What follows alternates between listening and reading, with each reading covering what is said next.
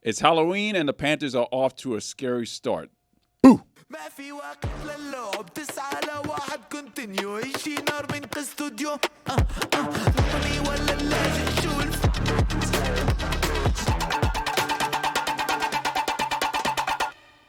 Dwork is a goaltender for the Detroit Red Wings. Ethan is a Power Ranger, and Rosie is on a plane on her way to Columbus, Ohio with Lucy.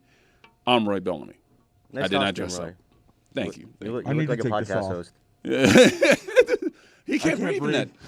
Ethan cannot breathe in that mask. This is ridiculous. This is The Hockey Show. You can find us on YouTube. Please follow us there at The Hockey Show DLS. We got TikTok, The Hockey Show 7, and on X, Instagram, and Threads at Hockey Show DLS. Frozen Frenzy was Tuesday. All 32 teams played. That's 16 games, ladies and gentlemen. That is a lot of games. And we saw 2 hat tricks by Connor Bedard and Victor Olofsson, respectively.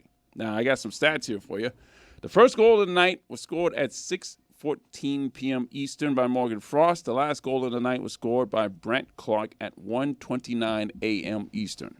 There's 100 goals in total. All the goaltenders collectively had 769 saves. Nice. On 876 shots on goal. You say that with the mask on. How am I going to have a straight face after that? You're not supposed to. Okay, well, there you go. That's why I'm wearing the mask. By my calculations, that would mean that there were 2 empty net goals on Tuesday. That's it. That's math. Yeah, that's math. Yeah. 44 high danger goals, 4 of those by Tampa. All the skaters skated a collective 1,464 miles.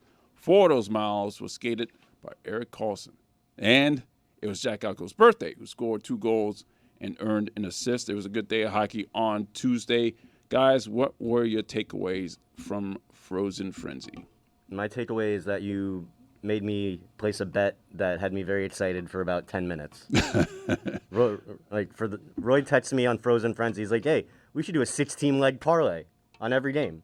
It did not work. Did not work out very well. No, it was bad. It would have been cool to turn $2 into, what was it, like $13,000 or whatever it was, but, you know. I think for me, because I ended up betting $5 because that's I'm used to doing $5. I forgot to do $2. You It would have said been $2. I said $2 and I forgot already. It would have been $93,000. Dude. Yeah, it would have been ridiculous. Ethan, what was your takeaway from Tuesday? I was at the Panther game that night, so I missed a lot of it, but I got home and watched some of the back end of the later games. Connor Bedard's really good. Really? I want to talk about him more a little later in my wins and fails of the week, but he's really good. The Blackhawks are exciting. The Wild are in a bad way right now, man. I was really excited about the Minnesota Wild, and they are struggling hard right now.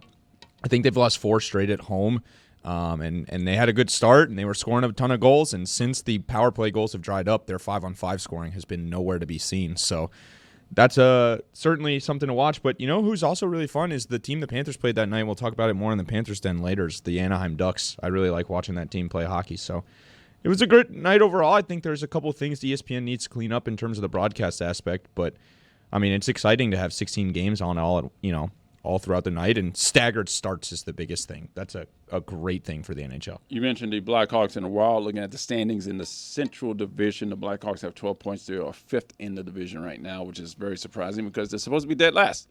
So that's good for them. But the Wild at 9 points, only winning 3 games. They have 3 losses in overtime. Very surprising, especially after the contract that they levied on Kaprizov. So, build around them, I guess, right? Ideally, can they?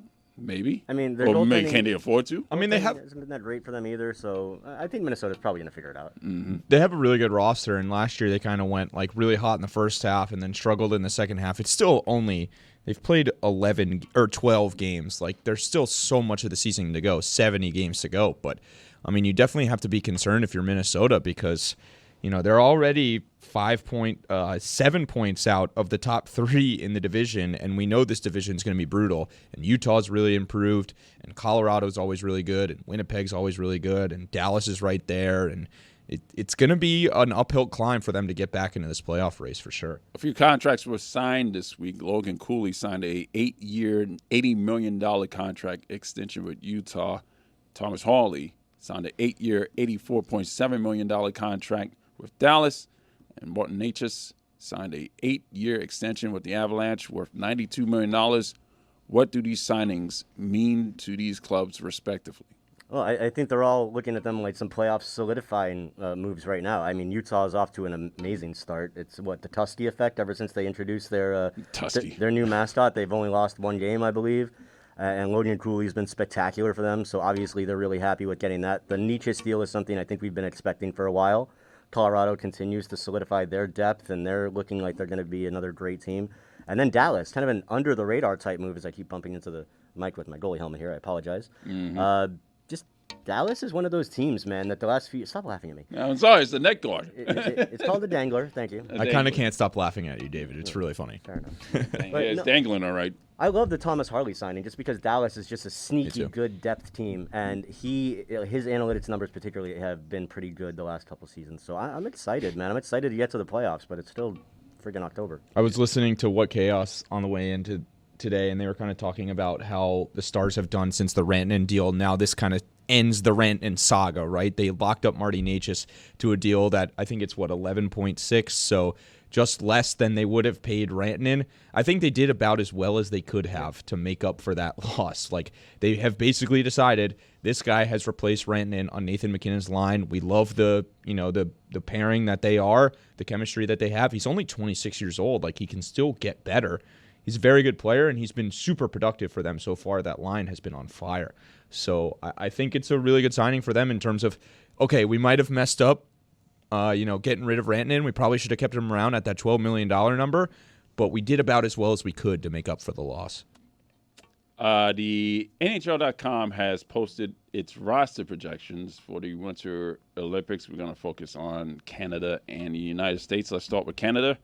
At forward, they have Sam Bennett, Anthony Cirelli, Sidney Crosby, Brandon Hagel, Nathan McKinnon, Brant Marchand, Mitch Marner, Connor McDavid, Braden Point, Sam Reinhart, Mark Scheifele, Mark Stone, and Nick Suzuki, as well as Tom Wilson.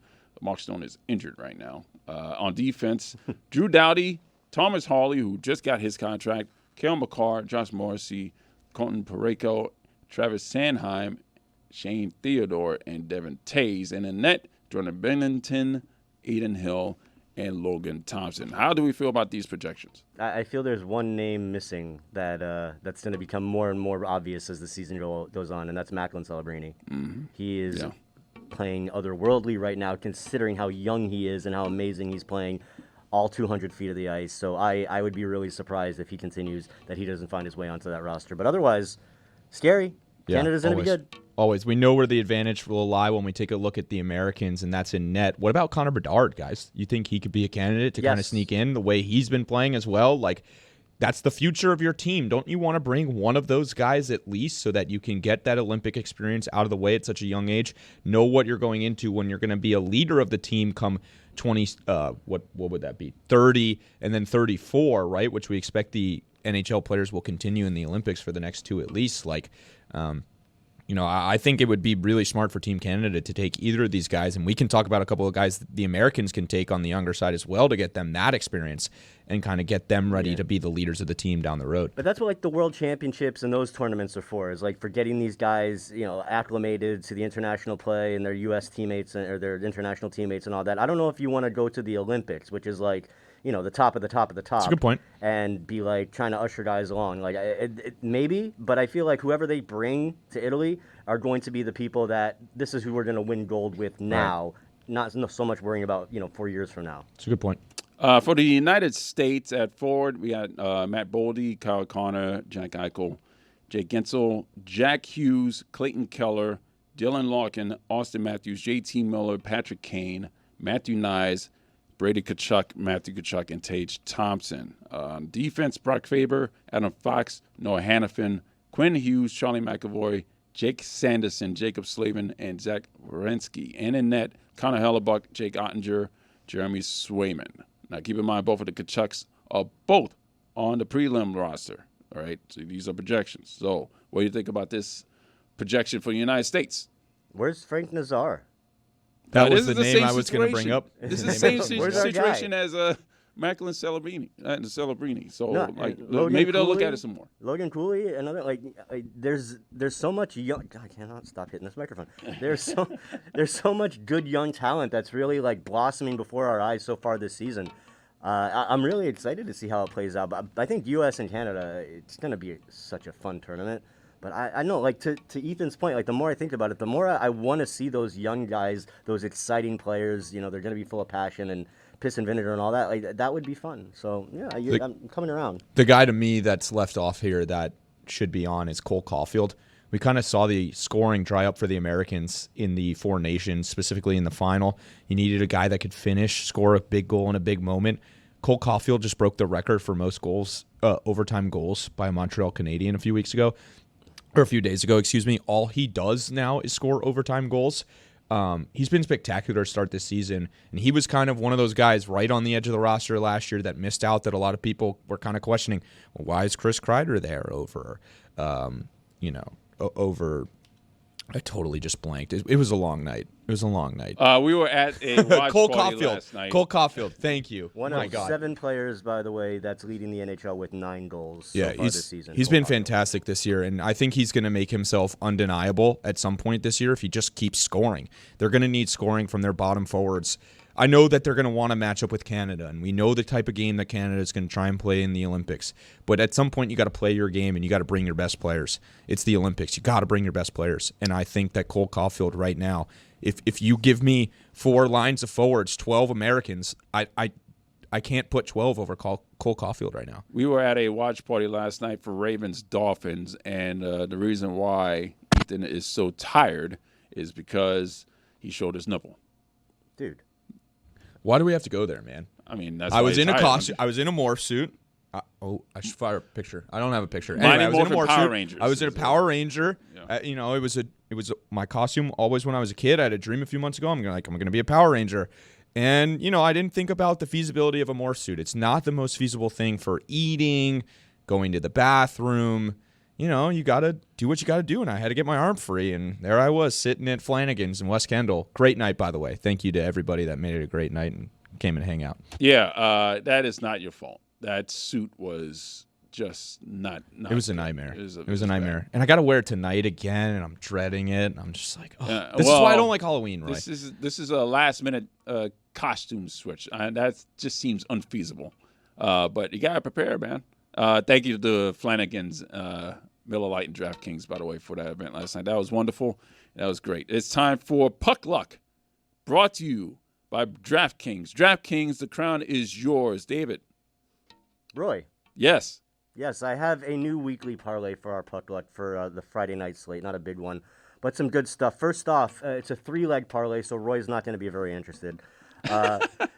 In the Islanders at Capitals Not enough game. legs, man. No, we have 2 legs coming from the Islanders at Capitals. First off, I'm going to take the Capitals on the puck line, -1.5. The Islanders have lost 3 straight, all on the road, allowing 14 goals during that 3 games. They're going to be playing their 3rd game in 4 nights, and they're playing a pissed-off Capitals squad that just lost a tough game in Dallas and has had 3 days to stew on it. In that game, I'm taking Jacob Chychrun over 2.5 shots on goal. He's hit that number in 6 of his 7 games this year, averaging 3.5 shots during that span. The Islanders allowed the 11th most shots per game in the NHL at 29.9, and the Capitals have the 12th most shots in the NHL at 29.1. Final leg, Detroit at Anaheim. I want the Red Wings money line. The John Gibson revenge game, as you see, I'm dressed for it, is on.